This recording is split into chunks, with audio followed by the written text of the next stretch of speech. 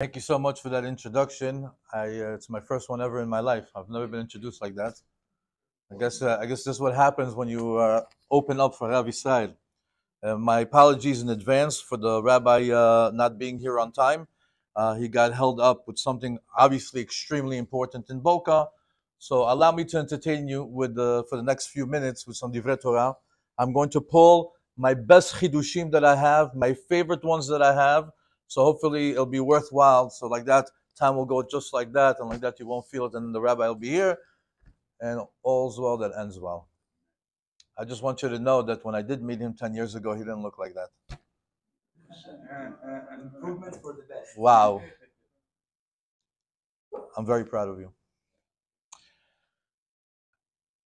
This week's parasha, it says, we have the brothers. We have Esav and we have Yaakov. Last time that we left him off, Esav says in his heart, wait till daddy dies, I'm going to kill you. Wait till Abba passes away, I'm going to murder you. And he ran away from that. Fast forward to 20 years later, now they're about to get together. Yaakov thinks, how do you go back to a brother that wants to murder you? Like, what possible message could you do? Could you give him? So it says, Vayishlach Yaakov malachim lefanav. It says that he sent malachim lefanav. By the way, the Midrash says, don't read Vayishlach Yaakov malachim lefanav, ela lepanav. What did he do? He says that Yaakov sent angels to Panav. You know, God's holy throne, Kisah Kavod, has 4 images on it. It has the image of a lion, of an eagle, of an ox, and of a human being. And the face of the human being is what? They say that it's the face of Adam HaRishon. And Shufrei of Adam HaRishon is Shufrei of Yaakov. So he says, Vayishlach Yaakov malachim, not lefanav, lepanav. He tells the malachim, go upstairs, go to Kisah Kavod, look at my face. Am I happy or am I sad? Is this a good mission or a bad mission? Vayishlach Yaakov malachim lepanav. He saw that he got a happy face. He saw that he got the approval. And he continued. And he says, Vayitzav otam, after he got the approval, he says, Lemor, kotem run la'adoni le'esav. This is what you're going to say to my brother Esav. Ko amar avdecha Yaakov, im Lavan garti, vayechar adata. That I lived with Lavan, and now I've been lingered over there up until now. Wow. What a message.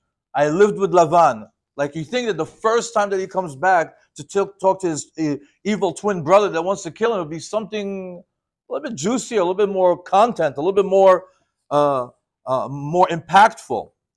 Rashi reveals to us, by the way of Bereshit Rabbah, it says, you know why he says, Im Lavan Garti? You know why he's letting him know that I lived with Lavan? The famous Rashi, the famous Bereshit Rabbah. Im Lavan harasha garti, v'taryag mitzvot shamarti.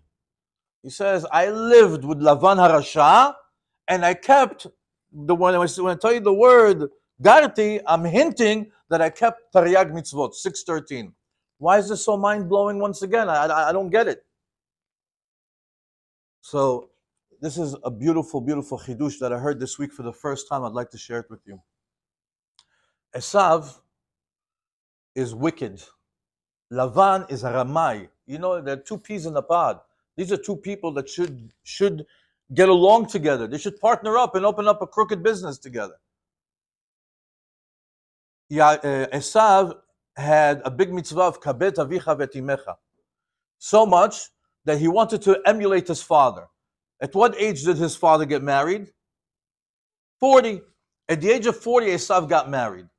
The problem with the marriage of Esav is that Esav was a twin to Rivka. Rivka has a brother. His name is Lavan, and he also had twins. Those were called Rachel and Leah. And it was very well known שהגדול לגדולה והקטן לקטנה.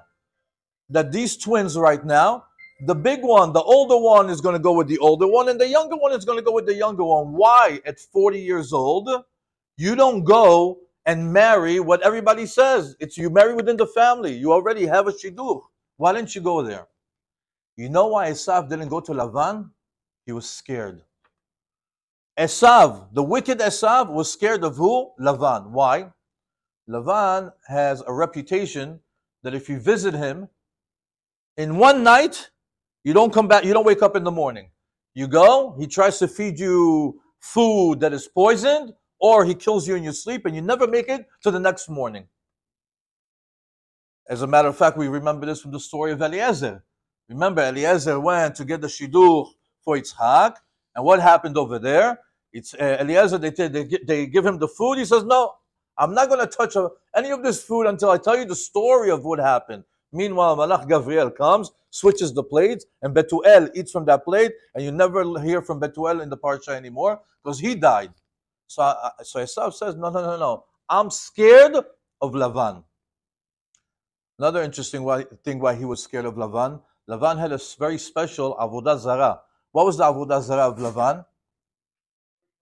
Trafim. What's trafim? Trafim is the head of a firstborn. But if you dig a little bit more about it, it's the head of a firstborn that's shrunken, but it has to be, there's a stipulation to it. It's the firstborn of a firstborn. That is the head of a firstborn. He cuts it off and he becomes an avodah zarah where he talks to him, it makes it move, all these different things. So Esav says, I am a firstborn, and Yitzhak is a firstborn. If I'm going to go to Esav, what is he going to do? If I go to Lavan, what is he going to do? He's going to make me into his avodah zarah. He's going to chop off my head. I'm a firstborn of a firstborn. I'm going to go there. No, thank you. Furthermore, we see that Yaakov makes his way to Lavan, and this is Yaakov running away from Esav. Why didn't Esav run after Yaakov? They said his father's dead. Go finish the mission. You said you're going to murder your own brother. You know what he said? Lavan got this one. I don't need to do the job. If he's going to Lavan, he's going to take care of it. So here comes this hostile environment called Lavan's house, and Yaakov comes and he tells the Malachim to tell his brothers, tell him, Im Lavan garti. He says, I lived with Lavan, you know for how long?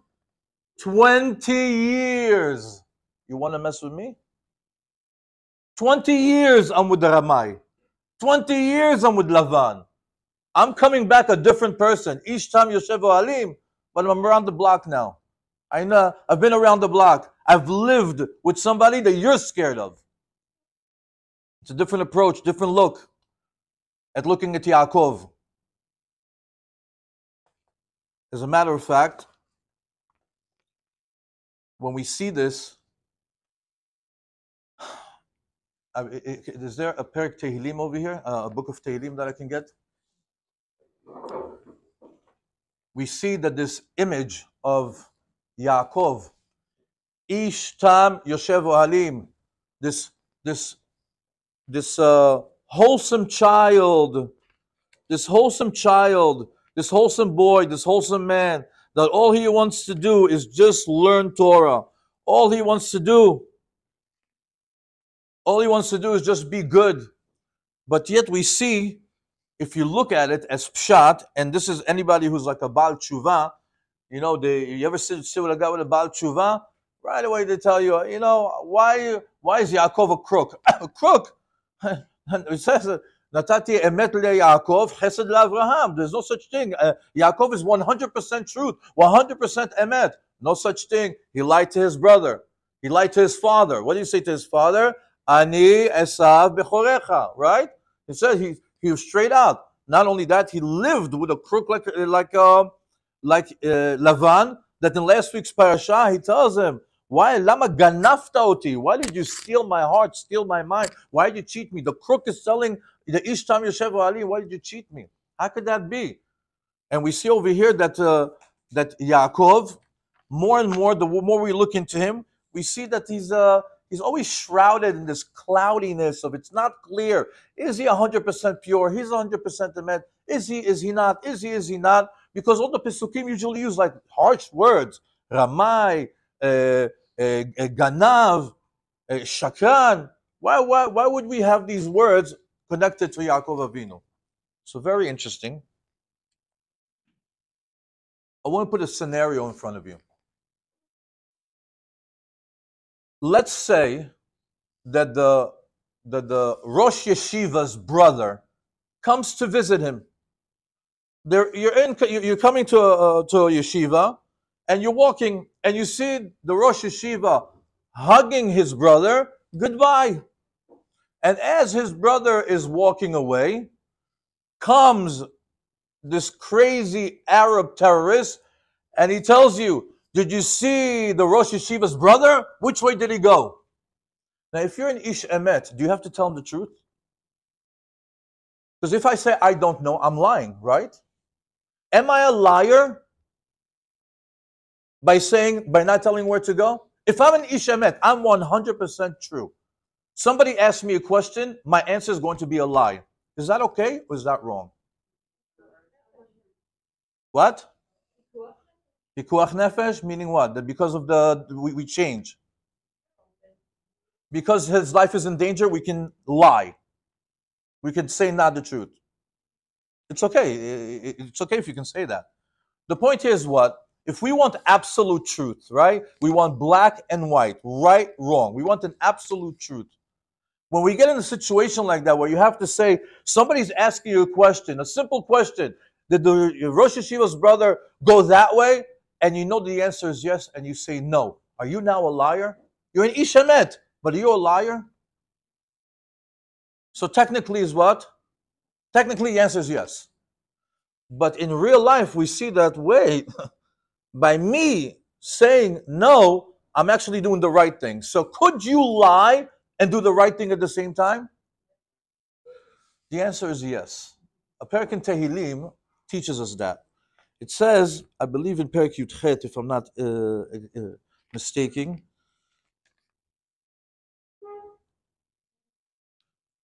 It says, when you're dealing with certain people, you have to mimic them. You have to deal with them. It says, Im Hasid, tit hasad. Im Navar, meaning what? If he's a Hasid, be like him. If he's a Navar, if somebody's looking for the truth, levarer, be like him. But what is the next one that it says?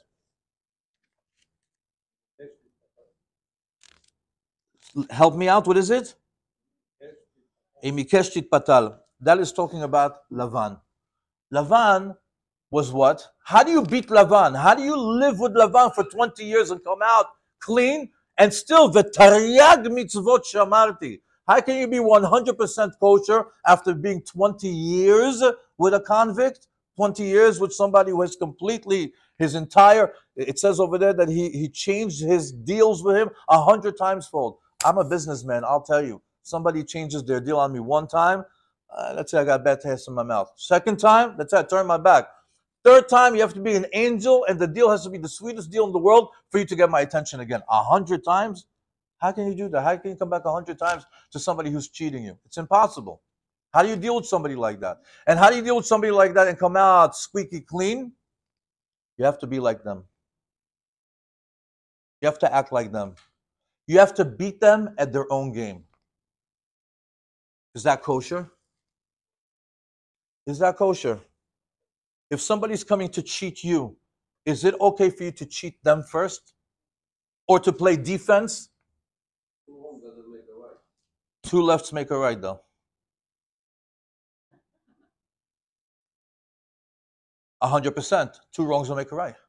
So how did Yaakov do it? How did Yaakov survive?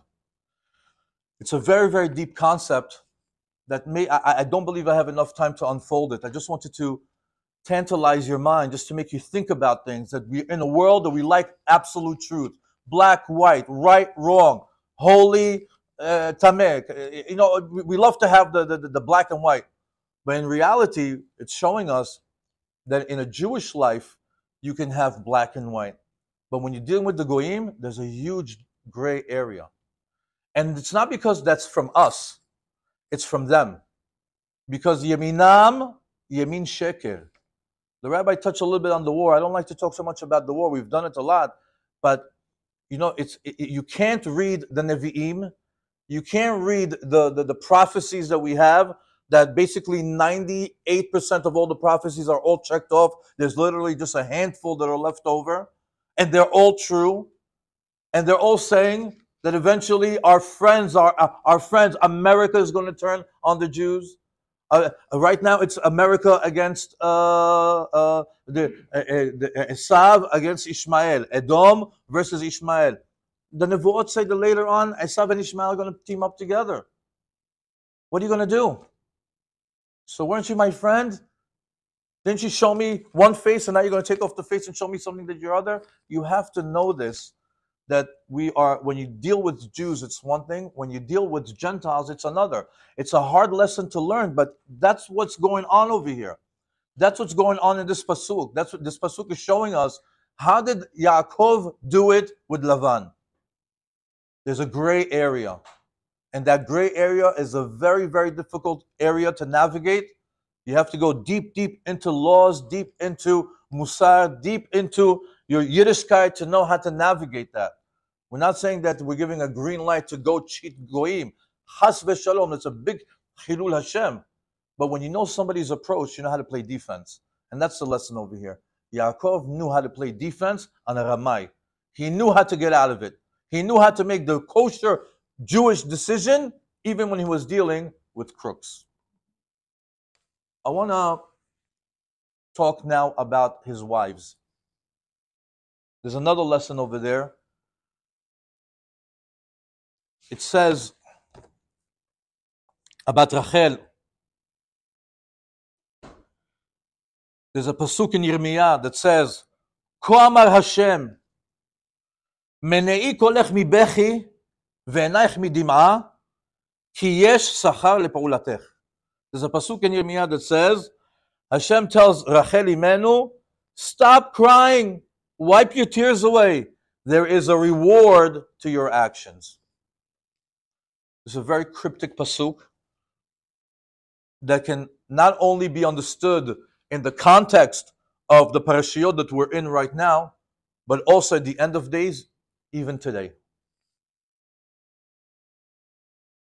Midrash Or Daniel says that the giving of the simanim that Rachel did to her sister was greater than Akedat Yitzchak. How could that be? Akedat Yitzchak, the 10th test of Avraham Avinu, where Avraham was willing to shecht his own son from Sarai Imenu, the one that the progeny of Am Yisrael is supposed to come to, the full trust, Hashem, this is what you want me to do, that's what I'll do. And Yitzchak, who was willing to get tied up, who was willing to say, Hashem, Abba, tie me up real good, so I don't jerk, so I don't move, so I don't become pasul as an olah. That self-sacrifice, that till today, it's the opening scene of our tefillah in Shachrit. You open up the book, first thing that we say in our tefillah is what? Akedat Yitzchak. It's the no-limit credit card. We don't stop running it through. We don't stop running the credit of Akedat Yitzchak. Every single day we remind Hashem of the self-sacrifice of Yitzchak Avinu. Yet, it's nothing compared to the giving of the simanim of Rachel Imenu. How's that possible? Or Daniel says, the test of Yitzchak and Avraham Avinu was a harsh one. But you know what? It was momentary. It was that moment. There's the knife. There's the son. There's the father. He's about to do it. The malach says, stop. It was a moment. It was dramatic. High dramatics. The giving of the signs of Rachel to Leah is that Yaakov chose Rachel. And he told her, I know that your father is a crook. And I want to marry you. And I want to have you as my wife. And he says, he tells her father, Evdecha sheva shanim berachel bitcha ketana. The Midrash says, why did he have to say Rachel? He says, this Rachel, another Rachel from the shuk. This Rachel, not different Rachel from the market. Why bitcha? Because maybe you're going to give me Leah, and you're going to change your name. Leah, name change. Now you're Rachel. Bitcha, I'm sorry, not bitcha, ktana, the small one. So he went ahead and he did right away to give the details. Berachel, bitcha, ktana. By the way, why did he volunteer 7 years? Say, I'll work for a day, a week, a year, 2 years, 3 years. Why did he volunteer to work 7 years for Rachel?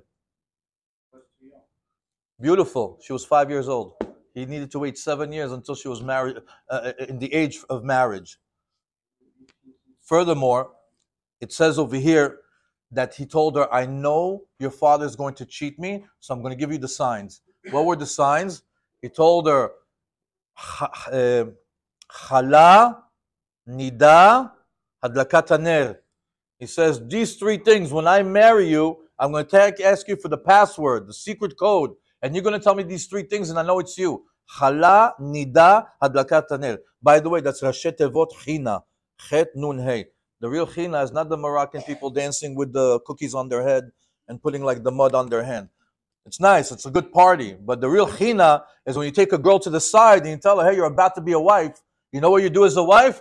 Chala, Nida, Hadlakat Haner. You have to know how to have Parashat Chala, you have to do family purity, and you have to light the Shabbat candles. That was the whole learning over there of the China. She knew that her father was going to trick Yaakov. He married Leah, the whole wedding in the dark. She gave her the signs. Chazal say, you know how difficult it was for Rachel Imenu to live in a house where she's second best, where Leah is the wife, where Yaakov proposed to her.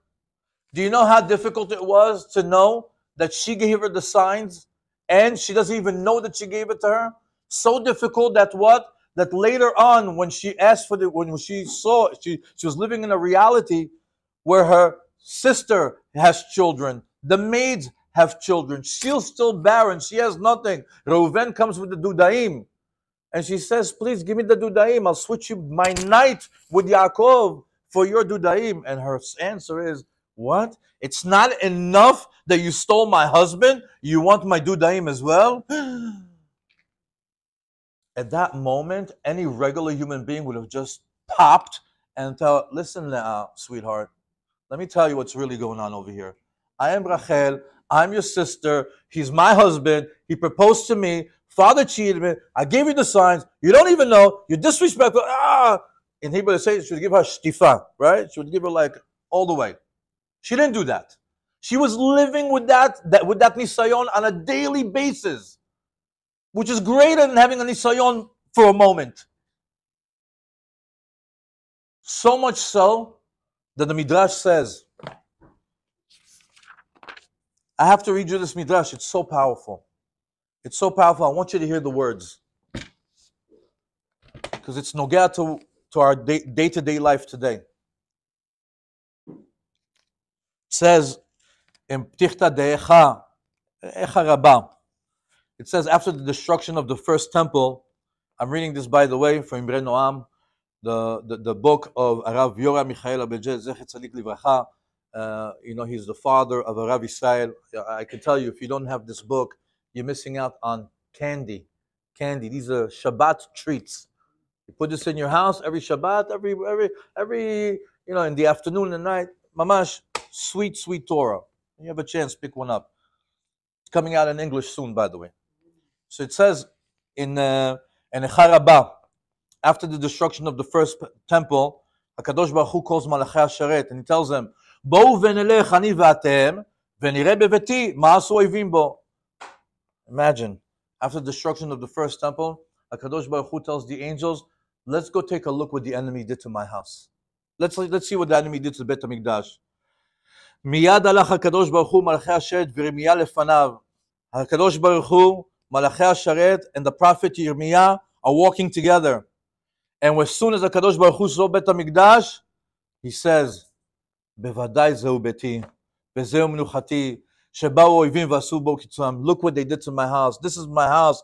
This is where I was supposed to dwell. This is my resting place. And look what they did. They did it. They did as they wished to it.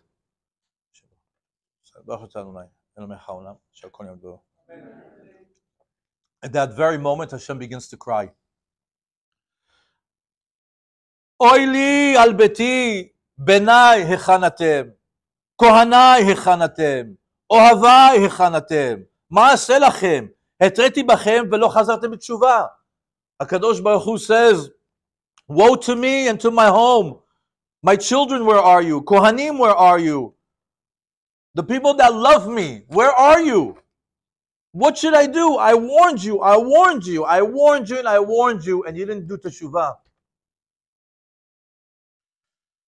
Come all the Avot HaKedoshim, Avraham, Yitzchak, Yaakov, and they try to calm down HaKadosh Baruch Hu. They come to HaKadosh Baruch Hu, and they try to calm him down.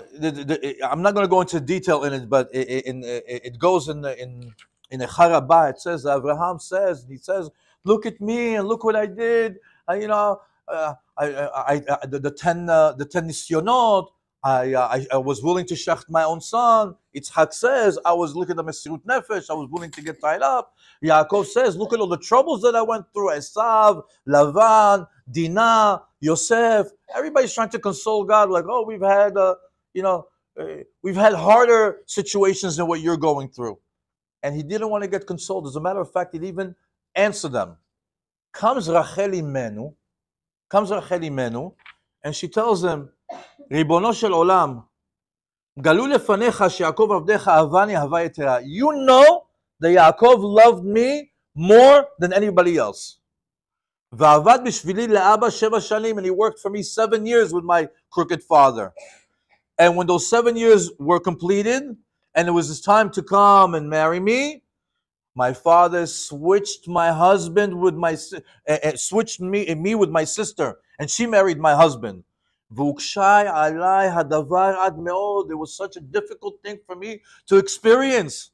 וסבלתי את אהבתי. I suffered. That was a suffering moment for me in life. וריחמתי על אחותי שלא תצא לחרפה. And I had mercy on my sister just so she won't be embarrassed. Rachel Imenu says, I'm willing to go through all this hardship, through these difficulties, just so my sister won't be embarrassed. ומסרתי לאחותי כל הסימנים שמסרתי לבעלי. He says, and I gave my sister all the signs, the chalad, the nidah, the הדלקת הנר, so he'll know that it was Rachel that he was talking to, so he'll be convinced that he's talking to Rachel. וגמלתי חסד עמה ולא קינאתי בה. And you know what? I did a chesed with her, an act of kindness with her, and I wasn't jealous. I wasn't jealous. ולא הוצאתי עליה חרפה, and I didn't call her out. I didn't embarrass her in public. And now she gives him the punchline. ומה אני, שאני בשר ודם, עפר ואפר, לא קינאתי לצרה שלי, ולא הוצאתיה לבושה ולחרפה. He says, me, that I'm made from flesh and blood, and I'm made from dust and ashes. I wasn't jealous that I brought another woman into my marriage. And when she came into my marriage, I didn't even embarrass her and I didn't chastise her. ואתה, מלך חי וקיים, רחמן, and you, the all-living God, the merciful God, מפני מה קינאת על עבודת כוכבים? What are you jealous of? The עבודת כוכבים, the statues? אין בה ממש. There's nothing in those statues. They're pieces of wood, they're pieces of clay. והגלית בניי ונהרגו בחרב ועשו אויבים בם כצאנם, and because of this statue in the Hechal, you killed my children? They were slaughtered by a sword, and the enemy did as they wanted with them? Miyad, immediately, right after that strong rebuke, not strong rebuke, strong statement from Rachel Imenu, Kadosh Baruch Hu becomes merciful, and he says, "Bishvilech Rachel, ani machzer Yisrael mekoman." Because of you, Rachel, I'm going to bring the Jewish people back to their land. And later on it says, in Yirmiyah, "Kama Hashem menei kolech mibechi, ve'enayich midima ki yesach lefolatech." Stop crying. Stop crying. There is a reward for your actions. Because you gave the simanim, your children will come back to their land and they will live there freely. Is the giving of the simanim higher than Akedat Yitzhak? It seems for our generation, yes. Why? Obviously, look what we're going through. Look what we're going through with the war, with the displacement of the Jewish people in the diaspora. We're all over the world. And the few of us that are in Israel, they're fighting now with the Arabs. And the Arabs want the land. They want to annihilate us. Should we go, as their slogan goes, from the river and from the sea. And I'm not going to continue. But Hashem says, don't worry. Because of those simanim, I'm going to have your children come back to the land of Israel. And there is a reward for your action. So I ask you now, did you ever know or think or realize that the reason why we're going to live on the land of Israel free is because of Rachel Imenu? Did you ever know that? Midrash Rabbah reveals it to us. I want to share something else with you about this about the same incident. There's a Midrash Agadah that talks about the Dudaim. It says that Reuven went with his donkey to the field. And because he went with his donkey to the field, he tied him up to like a plant on the ground. When he came back, the donkey was dead. And the plant that he tied him up to was pulled out of the ground. That plant that was pulled out of the ground was the Dudaim. Let me give you some background about the Dudaim. The Dudaim in English are called mandrake. If you ever look them up on Google, you're gonna see it's like a plant that has the shape of a human, right? It has like legs and an arm, and it looks like it's a person. For those of you who watch Harry Potter, if you ever saw the plants where they pull out the plant and it starts to give a big scream, ah, and they're able to kill somebody, that's from us. That's the Midrash, that's the Dudaim, because the Dudaim is a hybrid creature that's in between a plant, because it's a plant and a living thing. Meaning what? You have to imagine it that it has a thing that goes out from its belly button to the ground. That's where it gets its life. And its defense mechanism is that when you pull it out or when you attack it, it lets out a scream that's able to kill somebody. So Dudaim are very hard to come by, but if you get them, what's the segula? The segula that you could either eat them or put them in water and you can drink, and it makes women that are not able to have children have children. By the way, asterisk, not barren women, not akarot. Akarot, only Hashem has the key for that. Akara, that's only Hashem on Rosh Hashanah, on Rosh Hashanah, on Judgment Day, he decides whether a woman's going to have a child that year or not. The Dudaim is just for somebody who already gave birth. Now she's stuck, and she needs something to get realigned. You drink the Dudaim, and it helps it out. It's a segula, but not for a barren woman. So Reuven went to tie up his donkey, happened to be on a Dudaim plant. He went away. The donkey pulled out the plant. It yelled out to scream. It killed the donkey. He comes back. He sees Dudaim. He comes back. Ima, I have Dudaim. Rachel says, let me have them. Now, if Rachel is a prophet, if Rachel Imenu is Rachel Imenu, does she need Dudaim to get pregnant? Not only that, she is also Akara. She knows that Dudaim is only for people that already gave birth. Why did she make such a big deal about give me the Dudaim so I can get pregnant, or I'll give you my night with Yaakov in exchange for these berries? Midrash Agadah says something incredible. Says Rachel Imenu knew everything. She also knew that on that night, there's a very special neshama that's supposed to come into this world. The neshama of the Torah learner, Issachar. And she knew that it didn't belong to her either, that it belonged to her sister. So in order for the Torah learner to come into the world, what did she do? She says, give me the Dudaim and I'll give you the night. If you take this pasuk that we just read, כה אמר השם מנעי קולך מבכי ונח מדמעה, כי יש שכר לפעולתך. Don't read יש שכר, כי יששכר לפעולתך. Because of Yisachar, because of what you did with the Dudaim, who came into the world? Yisachar, the Torah learner.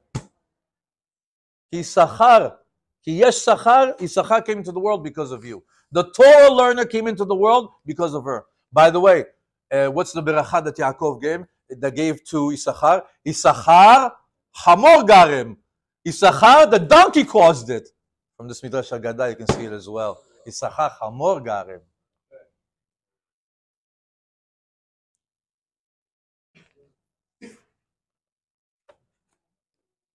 There's a concept over here that we can't pass up. It's the concept of vitur. You know what's vitur? When you forego. What is it when you forego? When you're mevater. When you have the right to claim what is yours. You're holding the flag of justice. It's mine. I'm right. But you say, you know what? I'm willing to forego. I'm willing to mevater in order for her to have it. In order for him to have it. In order for them to have it. That vitur, you know what that vitur does? That vitur brings geula. Because we see that Rachel Imenu is the one that the Mashiach is going to come, that we're going to return to the land of Israel because of her. Any Ashkenazim in the room? How do you say, first of all, somebody who's mevater, right? Mevater, somebody who forgoes. How do you say it in Ashkenazi? Mevaser, right? He's a mevaser, right? How do we say in, is there Siddur over here? How do we say in Havdalah? Rishon LeTzion Hineina veLyerushalayim mevaser eten. What's mevaser? The one that's going to give the announcement. Eliyahu Navi is going to be the mevaser, right? So I'm going to combine the mevaser of the Ashkenazim and the mevaser of the Geulah. If you're going to be mevaser, then you're going to bring the mevaser. Get that? If you're going to be mevaser, you're going to bring the mevaser. Did you get that? It's a 50-50. You have to be half Ashkenazi, half Sephardic to get that. Furthermore, even though that it's very easy for us to see Rachel mevateret leleah, can anybody give me an example of Leah mevateret lerachel? Somebody's calling in the answer. Okay. Look at this harsh reality. Leah has 6 boys. Bilhah and Zilpah, 2 and 2. There's only going to be 12 tribes. 6 plus 2 plus 2 is 10. Guess what? Leah is pregnant. If she's going to have a baby now, what happens? That means that her sister Rachel is going to have only 1 child. That means she's going to have only 1, less than the shfachot. Less than Bilhah, less than Zilpah. So what does she do? She starts to think. She says, no, I cannot embarrass my sister. I have to, she starts to make a din. She starts to make it like a din v'cheshbon. How can my sister have less than the shfachot? She says, you know what? The pregnancy is so early on, I can pray. You know what I can pray? For a sex change. I know that I have a boy right now. I can pray to make it a girl. And by the way, for the first 40 days of conception, you're allowed to do that. You're allowed to pray for the gender of the baby. Anything after that is stam. You're doing it for nothing. I have a friend of mine, not a friend of mine, somebody in my family. The sonogram was girl. And the delivery is like Ben Zachar. It's going to be like, what are you doing? They showed it to you. He still believes that, miracles can happen. By the way, when you ask for a miracle and it does happen, you know what they do? If they give you a miracle, they empty out your zechuyot. Be careful when you ask for a miracle. Because you ask for a miracle and they take all the zechuyot that you have. So what do? You ask for a nes b'derech hateva, which is what? Don't clean me up from a zechuyot. Give me a miracle that looks like it came by the way of nature. And by the way, we're in the month of Kislev, known as the month of miracles, Chodesh HaNisim, which Chazal tell us this is the month that you can actually ask for a miracle and you don't have to say b'derech hateva. You don't have to be scared that it's going to be lenakot zechuyot. This is the month where you can ask for an open miracle, and it's okay because it's the month of Nisim. By the way, just a little footnote for anybody who still wants to get plugged into the energy of the month. Leah How does she do chesed with Rachel Imenu? She makes a din. She says, there's no way that my sister's going to have less than the shfachot. I'm going to pray that the pregnancy in my belly, now it's going to be a girl, not a boy. And who is the baby? Dinah. Why is she called Dinah? Because she did din. So by the way, Dinah was supposed to be a boy. Who did Rachel Imenu get pregnant with? Yosef.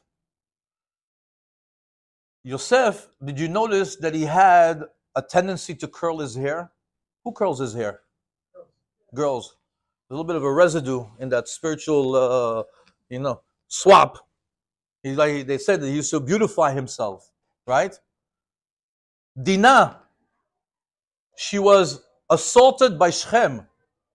Do you know what everybody over 18 over here? You know what the Midrash says? That Shechem, Einauta, you know what's Einauta? He didn't do it the natural way. And you know, the people from Shechem, these are not regular people. They liked all the ta'avot of the world. And it says that he never saw somebody that was feminine and masculine at the same time. And that was like something that caught his attention. That's why he wanted it so bad. Why? Because she had a little bit of that swap. A little bit of the man, a little bit of the girl. They both had a little bit of a residue left over. We know that for the girls, it's a segula to put a hey in their name. It's good for Priya Verivya, it's good for Hidushim. Yosef, what did we add to his name? Right? What does the Pasuk in Tehillim say? Edut be Yehosef Samo. They put the hey over there also. Dinah and Yosef had a swap. The pregnancy of Dinah was supposed to be a male. And later on in the story, if you just plug in what happened, you can see that it actually makes sense. When you look now at not just Dinah, at Dinah. No, I'm sorry, Leah. Leah was mevater on her seventh boy in order to do what? In order to be, so her sister doesn't get embarrassed. You know, Chazal tell us, it's like one of these things that you hear and like, Baba Metzia on the 59th page says, Noach lo la'adam she'apil atzmo lakivshan ha'esh ve'al yalbin panav chavro berabim. Meaning what? It's worth it for a person to jump into a burning furnace and not to embarrass his friend in public. Let's just stop and recap very quickly and see if we could bring this into our regular life.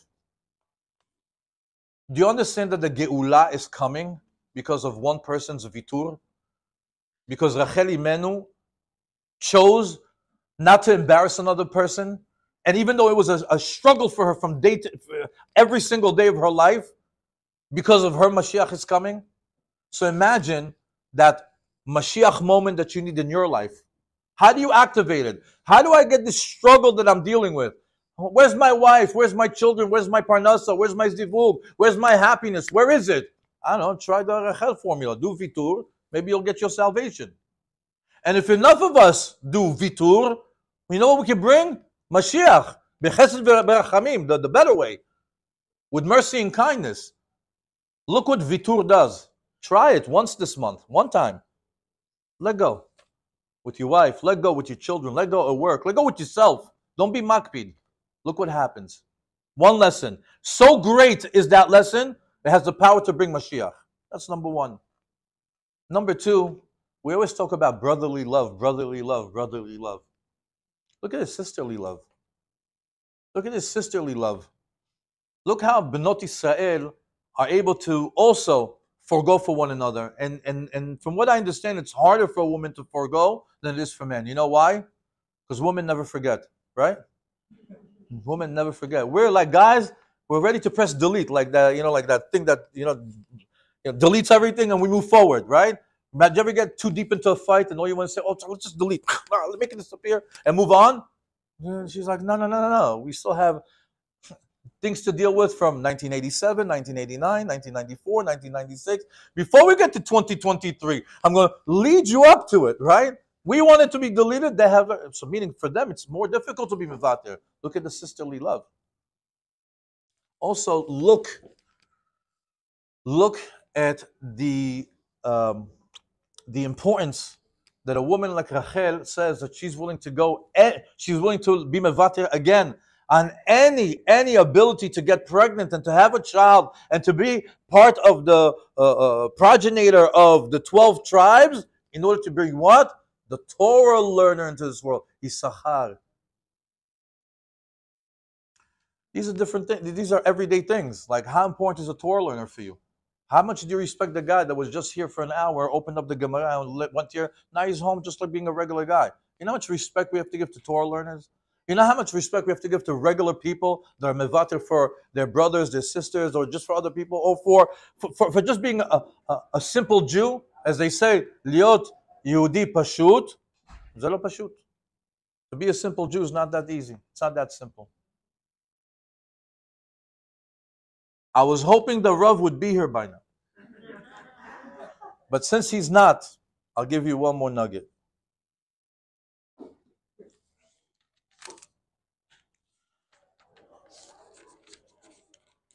One of the things that I like to do on Motzei Shabbat is I like to read the whole parasha to see if something is going to pop up. A pasuk comes up, and that's like my food for the week. I can look in Rashi, I can look in all these places, and it keeps me going.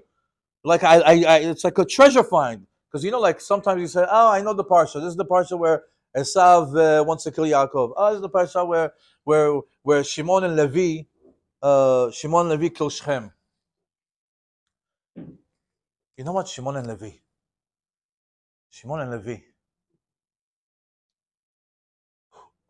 Okay. Who were the first? I mean, the question, I already gave you the answer, but let's see. Who were the first Jews to do bar mitzvah? Bar mitzvah, 13 years old. Shimon and Levi. I told you, I gave you the answer beforehand. Why were they? Look at Rashi when it says that they went to kill Shechem. It gives us like an important piece of information. There were 13. By the way, how can they both be 13? How can they both be 13? And why is it so important that we know that they're 13? So it's very interesting. If you want to understand a little bit about Leah, she was barren for 2 years, and then she had a baby every 7 months. Every 7 months, she would have a child. So she actually had Shimon and Levi in a period of 1 year. So there was a year where they were both 13. What's so important about 13? So 13, we know it's the time when we give the Yetzer Tov, meaning we're born with Yetzer Hara, and Yetzer Tov comes in at the age of 13. Okay. And it's a big deal. We make a big deal out of it. Why? Because apparently, what happens at 13 is we're able to decide or decipher between what's good and what's bad. At the age of 13, you have sort of the license, the approval to choose on your own between good and bad. As things start to count for you in the Shamayim.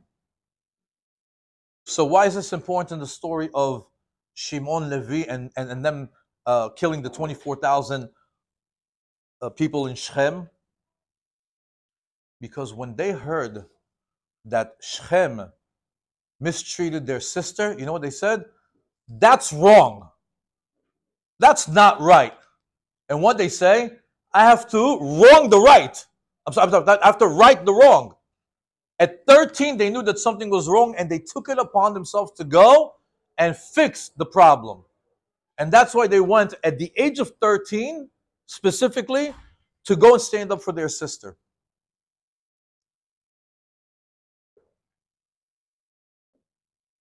You know, the whole concept of bar mitzvah also, where do we get this whole thing of doing a party for a bar mitzvah?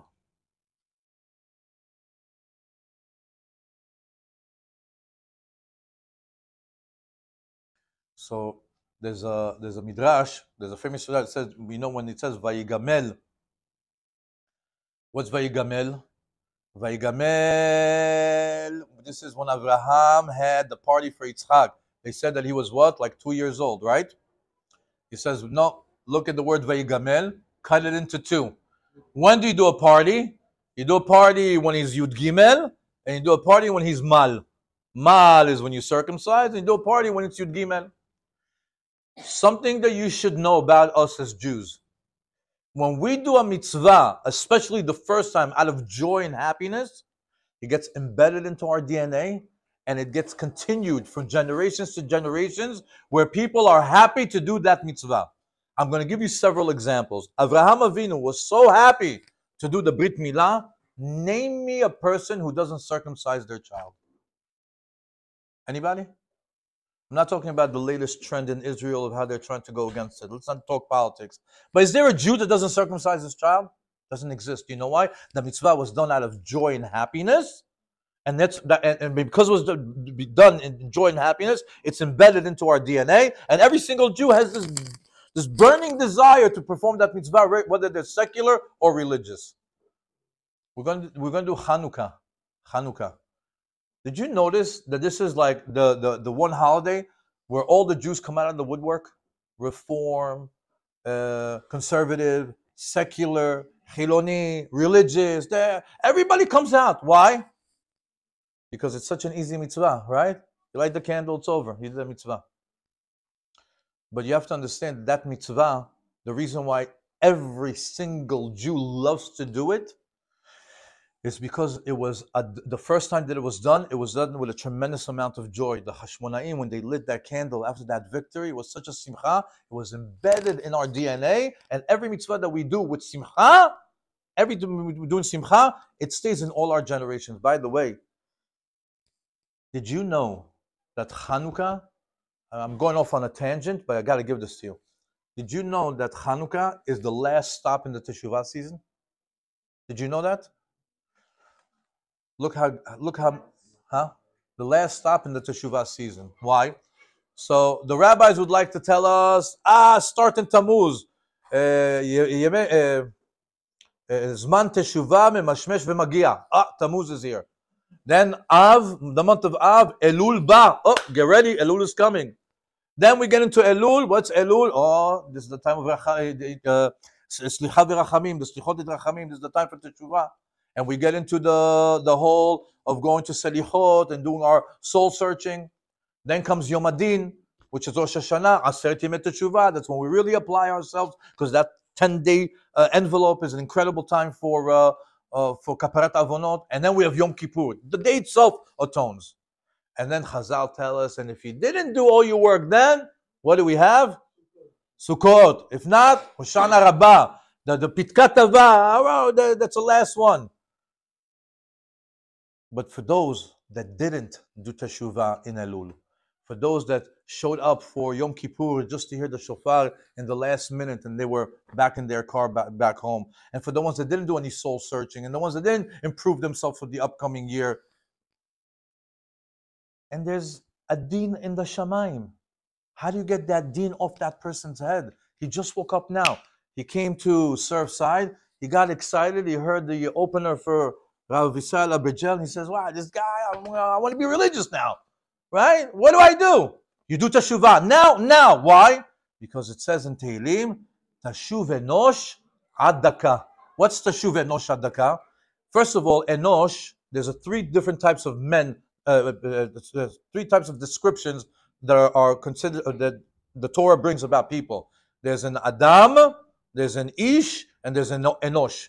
Enosh is the lowest form of a guy. The guy is an Enosh, right? So Tashuv Enosh, that lowest guy that doesn't do Teshuvah, Ad, until when? Daka. What's Daka?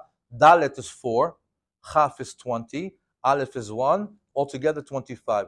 Tashuv Enosh, that low-level guy that doesn't Teshuvah, Ad Daka, until the 25th of Kislev, which is Hanukkah. That's when he comes back. Now, watch how unbelievable Hashem is. How easy is that? What does Hashem do? Hashem says, look, I know you didn't do Teshuvah. I know you're not going to bang on your chest at 6 o'clock in the morning in nets to say you're sorry. I have to create now something that all the Jews come out of the woodwork. Religious, not religious, secular, chiloni, just Please, one mitzvah, do so. I can get you off the Teshuvah season. It's the last stop. And that's why every Jew comes and lights in Hanukkah. Why? Hashem makes it easy. Please, Teshuvah Enosh Shadakad. Before I close the Teshuvah season, light the Hanukkah candle so I can get you out of your din already. That's how much Hashem loves us. Teshuvah Enosh Hadaka. Chazaku Baruch usually means get out of here. You're done. If you're done, you're done. We'll sit in silence. You want me to continue or no? Yeah? Okay. Because otherwise we'll sit in silence and then people will leave. So, wow, I got the big guns now. Okay. Okay. They finally meet. Esav meets Yaakov, and he tells him,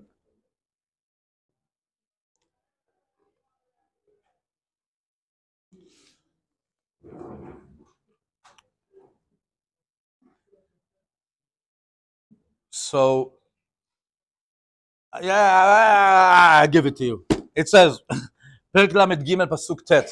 It says like this. So, what happens? Yaakov teaches us in this week's parasha how to deal with the Gentiles, how to deal with Edom, how to deal with Esav. What do? Remember, you have to have a different formula for them. What? Give them gifts, bribe them. And that's what he says here. We see it. This parasha, the famous parasha that people before they go to Chutz La'aretz, thank you so much, they read it in order to know how to deal with the people that they're going with. But we see over here, Yaakov Avinu took a bunch of camels, sheep, cows, and he spread it out, meaning a small gift, a big gift, a large gift. He had a mahalach over there. Finally, they see each other, and it's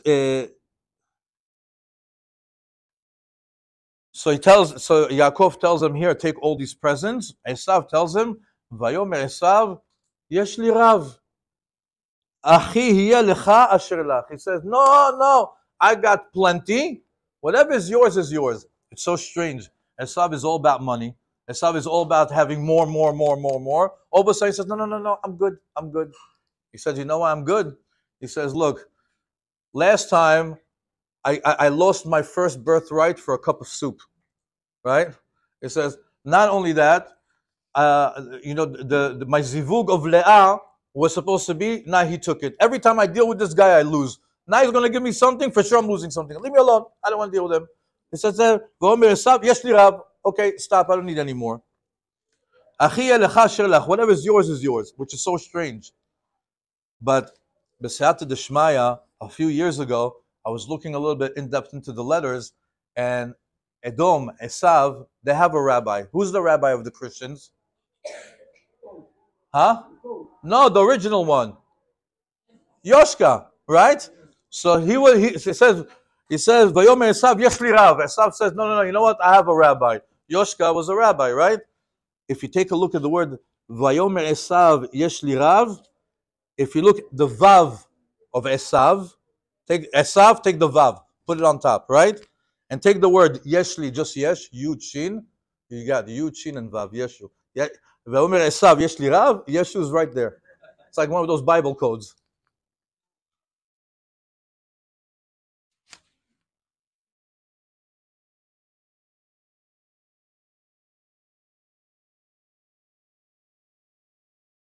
Okay. It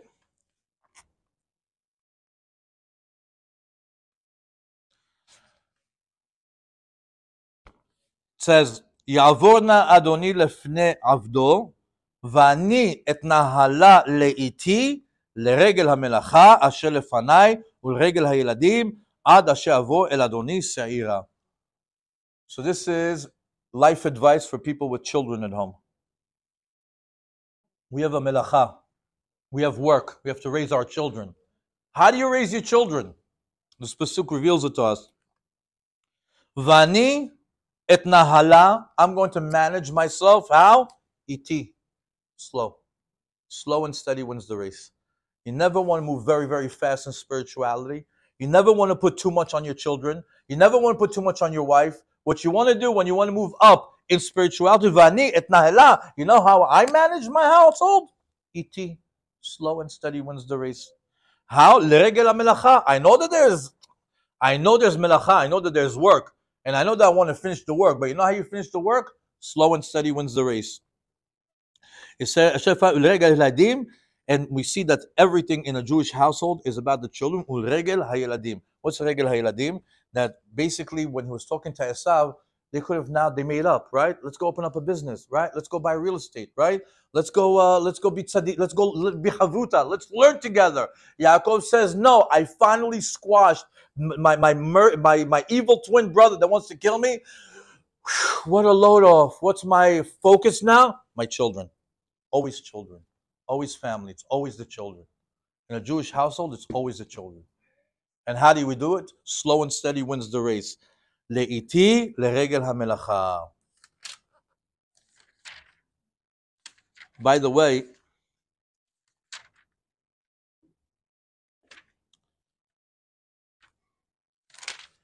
there's one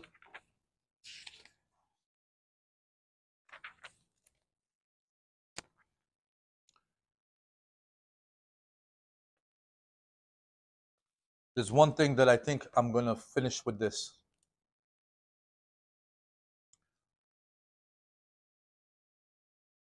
We're in a war. We're in a war. We're still in a war. The way that it started, for those of you who see it like this or not see it like this, it's a lens. Put a lens on and see it this way. We were divided more than we've ever been divided before in our lives. If you remember, right before the holiday season, it was absolutely disgusting in Israel. The demonstrations on the street, they were asking for a two-state solution, not with the Arabs, with the Jews. Two-state solution within Israel. No, the Cheloni, the Dati, I don't want to do with you, the reform, the justice. We were at each other's throat. We were completely split as a nation. So much that the court system got into the religion, right? You can have a mechitza in Sukkot. You can't have a mechitza, outdoor minyan, no outdoor minyan. On Yom Kippur, like 70 years ago, the Nazis banged on the door saying, no, Jews, get out. There's no praying over here, right? This year was Jews knocking on the synagogue door saying, no, you can't pray in here. There's no praying here. It was scary to see that. And you didn't know, like it was, spiraling down, getting worse and worse every day. And then remember Simchat Torah? I'll tell you how Simchat Torah was in Hollywood, in Rabbi Sharbani's shul, Rabbi David Chai. I'm there with my chavruta, 7 o'clock in the morning. We're learning our Baba Kama, and we're like, man, Olam Haba, the world is delicious. Look at this. Simchat Torah, 51 days. We just finished doing the Teshuvah season. This is so good. We're learning, we're on an all-time high, the way that you should feel after 51-day Teshuvah process. All of a sudden, a friend of mine comes in and he says, a lady just pulled me over on the side of the road and told me, you're Jewish, right? She says, yeah. She says, you're being attacked right now. There's a war in Israel. And she walked away, and he came in and gave us the news. Hashem Yirachem is your first reaction. You go back to Baba Kama. Then the Israelis start trickling in. The Israelis, what happened to the Israelis? Their phones started to blow up. All of a sudden, their phones are like going off and off and off and off. And it's Hag. Their family knows not to call. But what's happening? They're getting phone calls. Some of them broke the Chag because it doesn't make sense that Ima calls 10 times in a row on Simchat Torah and Shabbat. And what happens? They get the news. One of my friends, his mother, was saying, Dvir, come home and save me. Could you imagine? He's in Hollywood. Come home and save me. They're knocking on the door. So, very, very rough. Now, not only that, we were split on Simchat Torah. What do? It's our graduation. We get our diploma. We did 51 days. We're dancing with the Torah. We've been waiting for this. I worked hard for this. I'm ready to celebrate Simchat Torah. But half the shul's in tears because of what's happening. How do you manage that emotion? How do you manage that moment? It was very difficult. Very strange Chag. And everybody couldn't wait to just go home and turn on their iPhone to see the images, to get the news, to get the details.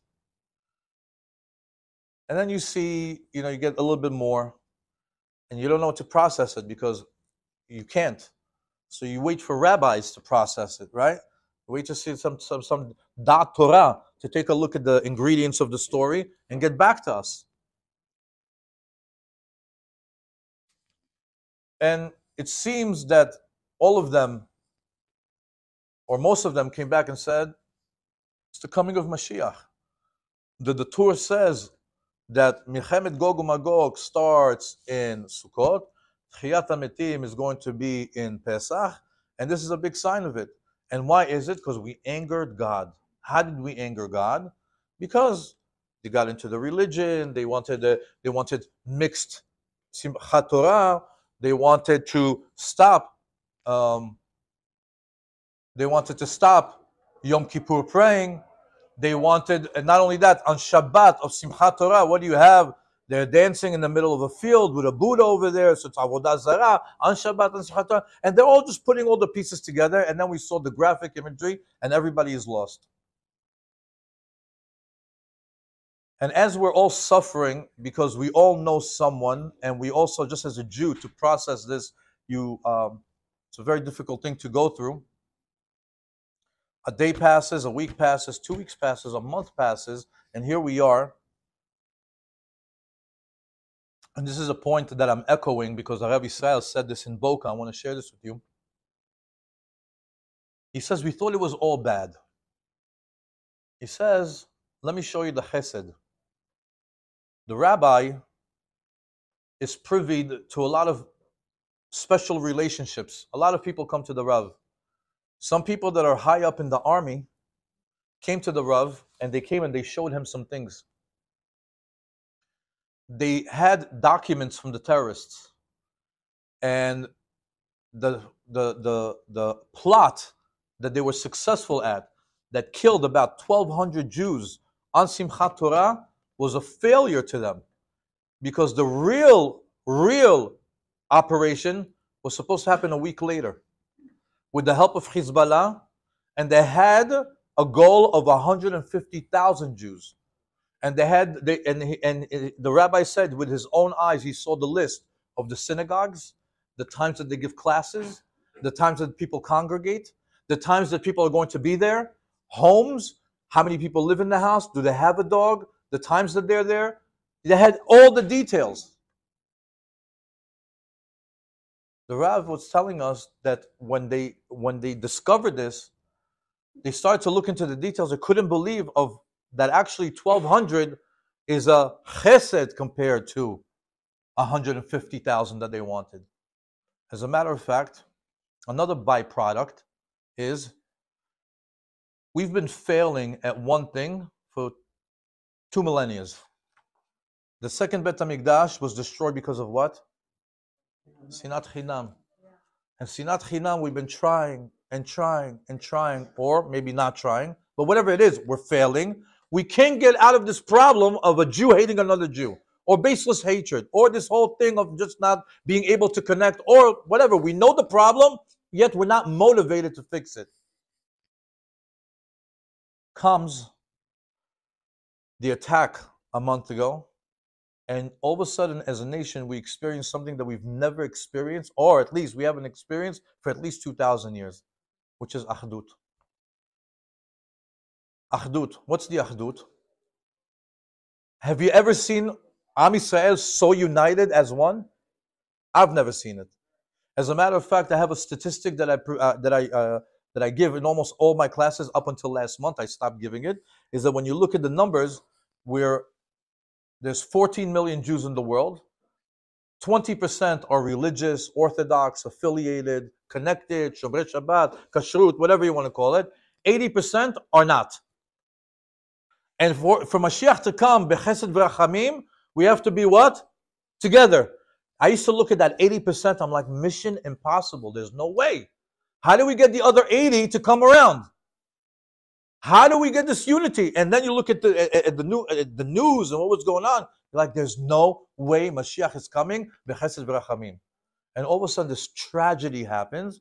And it says, if Hashem picked us up from the back of the line, put it into the front of the line, achdut now, all of you. So we have that. We have achdut now. Remember that. Do you know how Jews used to go to war? When we used to go to war, it was elef lamateh, elef lamateh. We used to go 1,000 sinless Jews, strong physically, strong spiritually, with no sin and no fear. 1,000 from each tribe. That's who went to war. You know who was behind them? 1,000 learning Torah. Elef lamateh, meaning there was 1,000 that were fighting physical war and 1,000 that were fighting spiritual war. My Rav in my shul, Rabbi Sharon, also told me something incredible. He said, it's so midrash, it's elef lamateh, elef lamateh, elef lamateh. There's actually another 1,000. What was the 1,000? The one that would replenish, that would go back and give them food, the weaponry, whatever they were missing. There was another group of 1,000 that were assisting them. And all of a sudden, it had like a mushroom cloud. That's what's happening in Israel. We have the 1,000 that are fighting. We have the 1,000 that are learning. That's us in the diaspora. We're doing the studying part. And how about all those guys giving the sandwiches and the pizzas and that's the other 1,000. So not only do we have the achdut, but when we go to war, we're mimicking the formula, the winning formula of elef lamateh, elef lamateh, elef lamateh. It's happening. It's happening. So we have right now an edge. You know, there's a chance of Mashiach in every generation. This time, it's palpable. It's here. We feel it. We taste it. We see it. If you just look closely, we see we're bringing Mashiach. We're united. We're fighting the war the way we're supposed to. Everybody knows physical war, that's the Israelis in Israel. Spiritual war, that's us in the diaspora. That's what we're here. We're learning right now in order to give them the power that they have over there. And you all know the stories. I'm sure you guys are on social media, the stories of how they say that the Torah is what's saving them. The soldiers, Chilonim, are saying, if it wasn't for the Torah, all these, I don't want to repeat, social media stuff, but they're saying, they're admitting it. And the camaraderie, the unity that we have. Oh, Baruch Hashem. Okay. So what's left? What's left is to keep it going. What's left is to keep it going, because you know what we're like? We're like the sevivon. What's a sevivon? When you spin the dreidel, what happens? It runs out of power, right? It spins, it spins, it spins. It's exciting. Oh, Mashiach is coming. Mashiach is coming. And then what happens? It falls. How do we know the sevivon is connected to Mashiach? Nes Gadol Haya Sham, Nun Gimel Hey Shin is the same letters of Mashiach. Same gematria of Mashiach. So what happens? We spin the dreidel of Mashiach. Mashiach is coming. Dies out. Why? Because we don't keep it going. Meaning what we have right now we have unity, right? Great. Now we're learning. Great. Keep it going. Till when? Till Mashiach comes. If not, what happens? It's the same story. We have the opportunity, we lose out, and we have to wait again. Right now, it's all visible, not just to a few religious people in the Kollel, but in reality, to every single Jew. We're seeing that the time of Mashiach is upon us. What's the point here? To keep the dreidel going. The spinning, the energy of Mashiach, to keep it going. When? Until Mashiach comes. We can't let up. We can't let up. First of all, technically, we're the age of Mashiach. That's technically. Secondly, we're in Ikveta de Mashiach. Technically, 98% of the prophecies have come true. The time has come to bring Mashiach. And how do you do it? You start with you. Thank you so much for your time. Bezrat Hashem that we merit to hear Divrei Torah from